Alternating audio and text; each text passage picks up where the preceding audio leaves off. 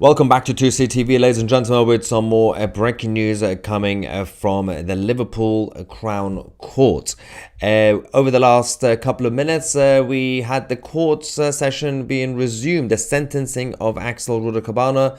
But unfortunately, once again, for the third time today, Axel decided to claim he is unwell and he needs to see paramedics. And then for the second time, he's been now kicked out of the courtroom by the judge, Mr. Justice Goose. He's not really tolerant when it comes to this sort of behavior. We are once again joined by our legal expert, Stephen Barrett, which we're going to go to him in a second. But quick update, we are now obviously expecting the sentencing to go ahead anyway. And we're going to give you guys all the information. There is currently a protest right now outside the Liverpool Crown Court. Obviously, a lot of people are unhappy. They are calling for Keir Starmer to resign as Prime Minister.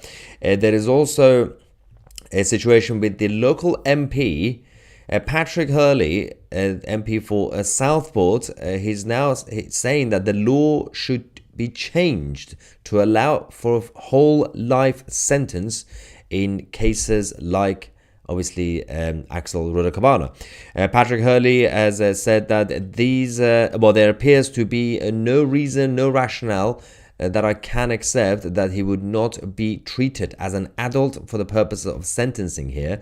And if that's not going to be the case, I would like to see the law changed to make it the case. So that's Patrick Hurley, the local MP in Southport. Now let's go to our legal expert, Stephen Barrett. First things first, we're back. What are your thoughts on what the local MP in Southport has said? Do you agree? Because obviously, again, for those who don't know, explain, because he was 17. He was only a few days away from his birthday. That means if he gets a life sentence, it's not going to be a life sentence, right? He missed it by 9 days.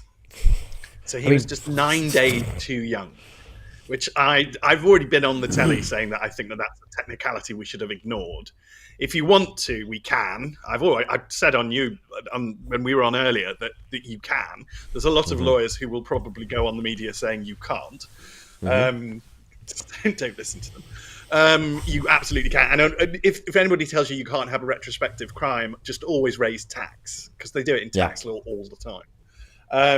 The retrospective penalties are always there, but so you absolutely can do them. There's no fundamental principle against them, and this is an absolutely exceptional case. So it shouldn't be like normal. It's not normal. This is, and I can't. So we had a little break, and then I went and I heard the account of one little girl who managed to get out. I actually can't get this out of my head. Managed to get out. And then he grabbed her and pulled her back in, and then stabbed her a load more times. So she survived, thank goodness. God knows how. Thank goodness. But I mean, I just can't even imagine. This is haunting. This is absolutely haunting. And they knew about all of this, and they've known about all of this. But he was literally caught red-handed.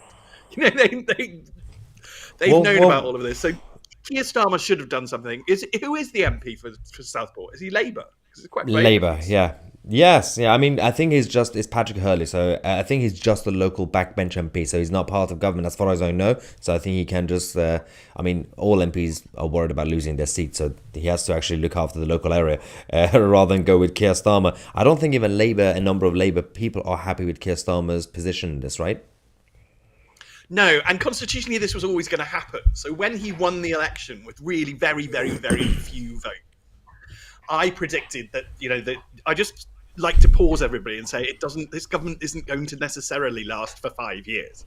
He is ridiculously talentless. So if the MPs stick with him for 5 years, they are going to lose their seats. I mean, a huge number of them are going to be one-term MPs if they don't do something about getting rid of him. There's nothing, and I get asked every day whether there's something that the law can do to stop him or get rid of him. There isn't.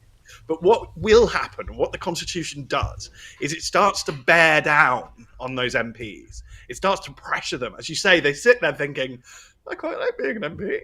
I'm not going to be an MP if he's leader. And that's when the knives come out, and that's when, Starmer starts to fall. And that will happen. I've watched it too many times now. These leaders who are supposed to be unassailable and yet they're gone. And Starmer has never felt to me like he would be permanent.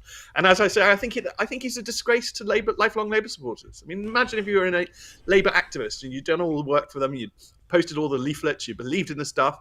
He's absolutely betrayed everything you believe. I don't believe for a second that anybody who supports the Labour Party would take the winter fuel allowance from pensioners. Yeah, no, I agree.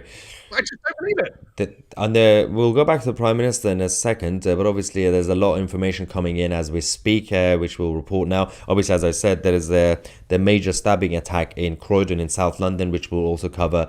We're just getting more information on that as well. But quickly, obviously the court resumed. Rudakubana has been kicked out for the second time, but more information is coming out in terms of again, what the Prime Minister knew, what the government knew and didn't tell us. Police did find machete and arrows in Rudakubana's bedroom. Also, they did manage to find ricin in a Tupperware in the bedroom as well. Which, oh, by the way, it also goes back to questioning the parental skills of his parents, and especially his father, who apparently stopped him a week before from going to do an attack at a school.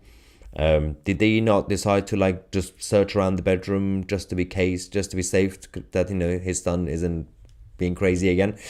Forget about alerting the authorities. That's the other issue. So obviously writing has been found, and of course the Al Qaeda manual contained the instructions, exact detailed instructions on how to carry out the attack, which is absolutely fascinating. Let's not forget that right now the media are going around obviously trying to focus on all the things around it that they could basically blame, essentially. So they're blaming Amazon Prime because he can buy a knife. They're blaming autism because he's on the spectrum. Why they're not blaming the Al Qaeda manual that gave him the specific instructions? Why are they not talking about Al Qaeda? What do you think?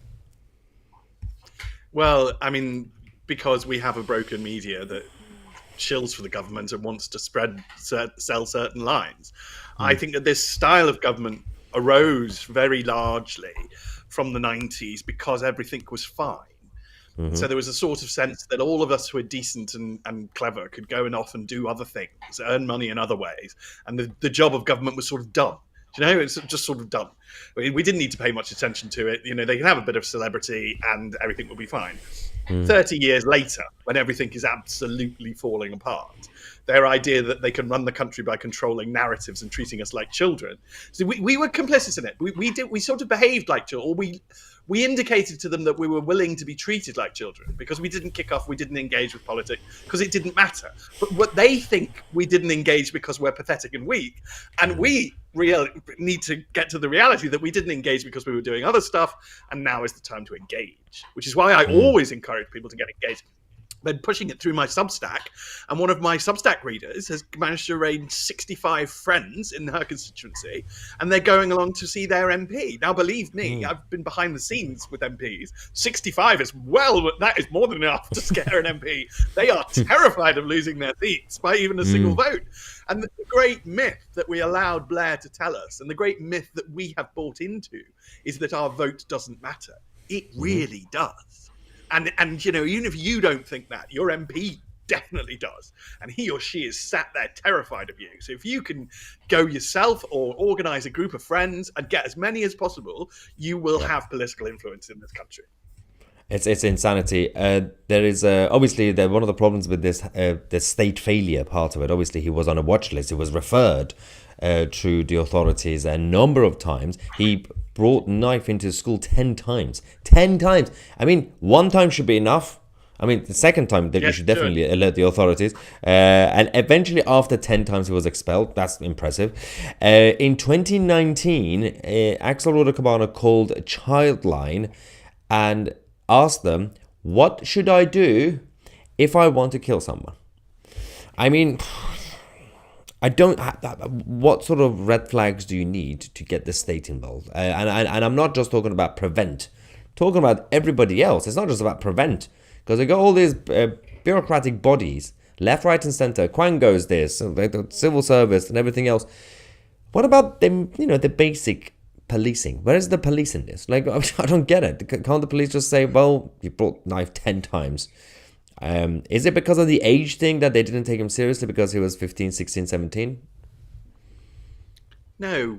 And I think we all know why.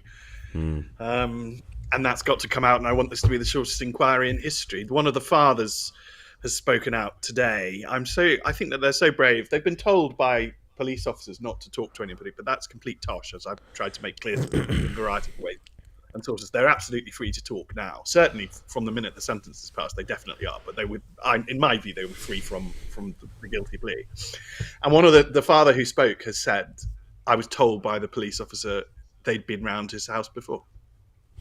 They knew about it. This is just going to be, and it's just going to be a cover-up because of community tensions. That's what it's going to be, because we have allowed our police to get themselves into such a broken state that their main priority is what they see as sort of a political goal of ending racism, which is not their priority, and they don't police crime instead, which is a waste of time. I mean, I don't know if you've done it, Maya, but I thought about putting in a subject access request to see if anybody's recorded a non-crime hate incident against me. And then I just thought, you know what, they probably have, and I just don't care.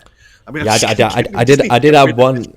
I had one where the police actually called me. They said, you posted, I think I posted on X, on Twitter at the time, criticizing Islam, and they wanted to double check to see if I was Islamophobic. It's because somebody complained. I was like, what? Anyway, there is more information coming out as we speak, including about Axel Rudakubana's father. We now have more information about what happened the week before. So his father did pleaded with the taxi driver not to take his son to the school because he was planning to go to school, do a mass attack there. And the defendant got into the taxi wearing the same outfit as he wore during the attack. So again, I don't know why the father didn't do much. The prosecution said it is unlikely to be a coincidence that this was the last day of term with students due to leave the school that day at 12:30 p.m. The prosecution also invited the court to infer this an earlier attempt to commit offences similar to those that he was to carry out at Hardspace a week later. Again, so many questions about the father. I mean, hypothetically speaking, obviously, if morally and then legally, there was a responsibility on the father because he was still a child technically, right? He was still 17 technically. Do we have any laws around it that the father, at least in terms of neglect, for not actually stopping the son? Yes, I always have a really short answer in these times because we live in an age when people pretend that we don't have laws. But actually, you know, look at the date. It's 2025. We've had a functioning legal system for 800 years. Almost every problem that humans can do has come up before. So we almost certainly have a law against something. In fact, I was contacted years and years and years ago now by some new MPs who were desperate to make a mark. And they wanted to make a new law. I won't bother your viewers and listeners about what it was about. But I had to sort of mildly break their hearts when I told them, actually, that law already exists. And it was created about 6 years ago, and here it is. So and unfortunately, they had briefed the press. So it became an issue that we had to sort of get out of. But the golden rule in the English legal system is if in doubt, there's almost certainly a law against it. Not least of all, Maya, because of how we used to do prosecutions. So we wanted the local police officer to keep order, and the local police officer would have to bring the prosecution himself against the criminal in the magistrate's court or in the Crown Court. The CPS didn't exist until the 80s. So there weren't these things called professional prosecutors. Police officers had to do an awful lot of the work. Yeah. As a result, you don't want to design a system where if the police officer makes some technical error, the person gets off. So what we tended to do was invent loads of offences. So the police officer would be able to charge 3, 4, or 5 different offences for the same factual event. And then the police officer could feel vaguely happy that at least one of them is going to work. And that tradition lingers on today. I mean, Axel Rudakubana was also charged with having a bladed weapon in public. Now, that's in no way going to increase the length of his sentence. It's not relevant. But it's from that old tradition of just charge everything in case they get off on a technicality over that or that or that. And that's how our legal system is. So we almost certainly have rules and laws that would apply to the parents. I mean, I don't want to prejudice any trial against them either. The contempt of course that might be relevant there, but we just all you need to say is get it investigated, please. Yeah. Wow. Go on. It's so weird. There's I mean, we're still waiting. He has not returned, and I'm guessing at this point because they're still going through the prosecution side, the process on that. So within the next few minutes, we will get the. I'm guessing. Logic would say the judge will probably just announce the sentencing, or just force him to watch it on a video link at this point. Because I think in terms of principle, they did the job, bring him to the courtroom at least. Because I think the main plan was they were like, well, let's just do a video link. But I think there was a lot of public pressure, and luckily this judge is good, so he said, no, yeah, just bring him in. But I think we've done that now. So at this point, even if the judge has to just announce the actual sentencing while he's outside or somewhere, I don't really care. Just announce it. Because now it's about the technicalities. Now it's about what we've been discussing, which is just because he was only a few days younger than 18 years old, he might not get a full, actual, whole life sentence. But let's see if this judge will find a way. I guess there's more information, unfortunately, as well. But I believe you might be leaving us shortly to go on a rival channel in about 5-10 minutes, right? I like everyone, but I have no favourites. But what I have just read is that the victim impact statements are going to be read. So I warn everybody, your hearts are going to break again. I mean, I have spoken to some of the families of the victims.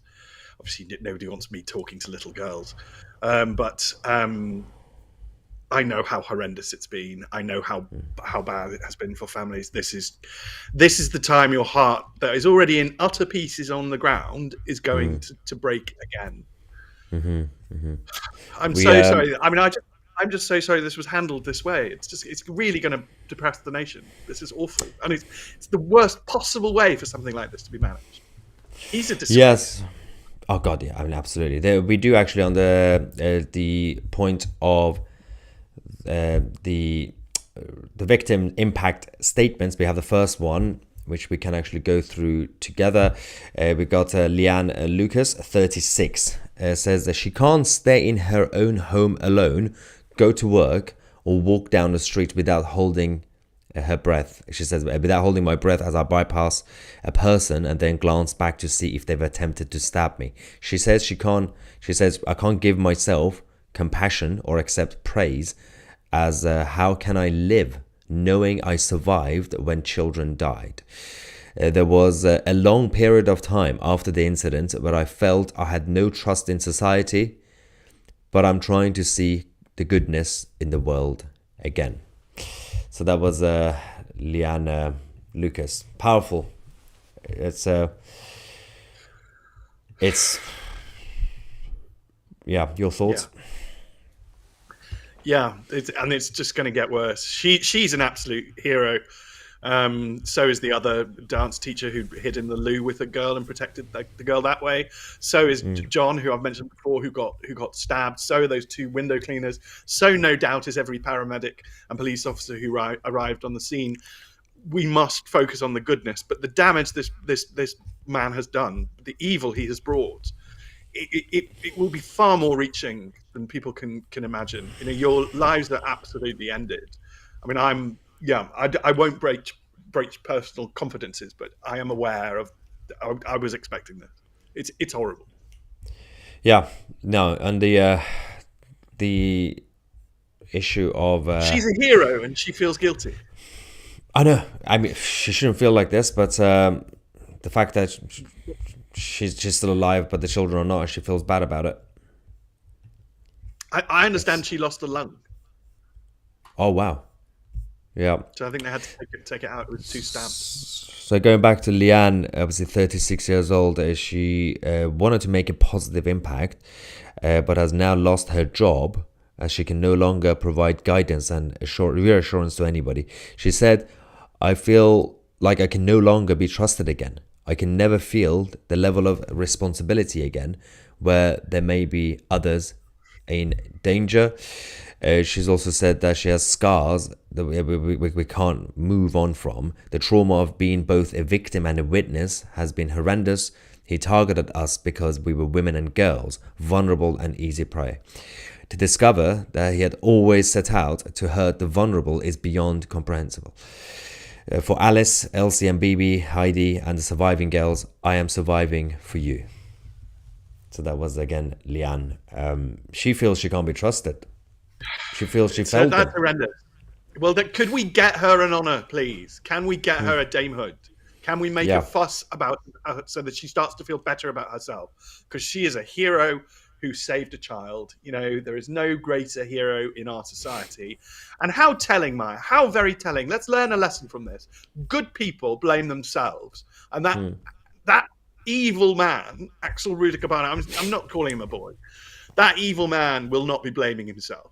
And this is the lesson we all humans have to learn. We stop blaming ourselves, because if we're doing it, it's probably almost certainly proof that we're good. Because the bad people don't do it. They never do it. They never feel it. And Starmer's totally inept handling of this. I mean, I just that hero needs a medal now. Absolutely, I agree. I'm aware that somebody in public life did take action to support the victims. I won't breach any confidence by saying any more than that. But if that ever comes out, then we'll talk about that. But they didn't want any praise for it, so they just did it private. Yeah. But this is unbelievable. That she should blame herself. She is a hero. Yeah, we now are hearing from one of the fathers of the girls who's dead, that his daughter is everything Axel Rudakubana is not. But she's no longer with us. So all this and the lack of urgency from the establishment has been absolutely shocking. Absolutely shocking. And this... They had an urgency, Maya. Their urgency was covering it all up. They didn't, yeah. They chose this. It was a political decision that they made. And for some reason, it's now been 52 minutes since the court resumed, and Axel still not returned because he's refusing to come back in. The judge should just go ahead, I think, with the sentencing anyway. I'm sure he will. I mean, I know I'm the biggest Mr. Justice Goose stan in the world at the moment, but I'm sure the judge will just go ahead.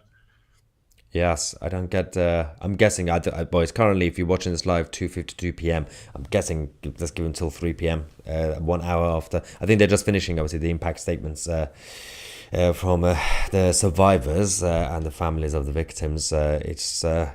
There's so much to go through as well, because this was not just a one-off attack. It was a mass attack. There's so many people involved, so many people's lives who may be alive, but their lives are ruined psychologically, physically. Obviously, Leanne Lucas is just one of them. But yes, let's just quickly get some reaction before we let you go. There is some super chats.